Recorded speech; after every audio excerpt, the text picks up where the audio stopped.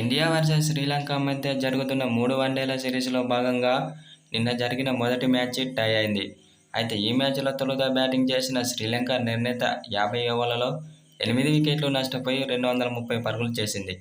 అనంతరం లక్ష్య ఛేదనలో బ్యాటింగ్ చేసిన టీమిండియా 47.5 ఓవర్లలో 230 పరుగులు చేసి ఆలౌట్ అయింది. దీంతో మ్యాచ్ టై అయింది. అయితే టీమిండియా బ్యాటింగ్ చూసుకున్నట్లయితే రోహిత్ శర్మ చాలా అద్భుతమైన బ్యాటింగ్ చేశాడు. హాఫ్ సెంచరీతో రాణించి జట్టు స్కోరు చేయడంలో కీలక పాత్ర పోషించాడనే చెప్పాలి.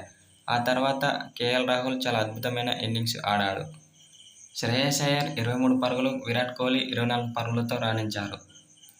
అనంతరం టీమిండియాపై కీలక వ్యాఖ్యలు చేసిన పాకిస్తాన్ కెప్టెన్ బాబర్ ఆజం. అయితే నిన్న జరిగిన మ్యాచ్లో ఒక్క పరుగు చేసి ఉంటే టీమిండియా ఈజీగా గెలిచేదని బాబర్ ఆజం పేర్కొన్నాడు. ప్రారంభంలో చాలా అద్భుతమైన ఆట ఆడారు, కానీ చివర్లో మాత్రం టీమిండియా బ్యాటర్లు చేతులెత్తేశారని బాబర్ ఆజం అన్నాడు. ఈజీగా గెలిచే మ్యాచ్ని టై చేశారని బాబర్ ఆజం అన్నాడు.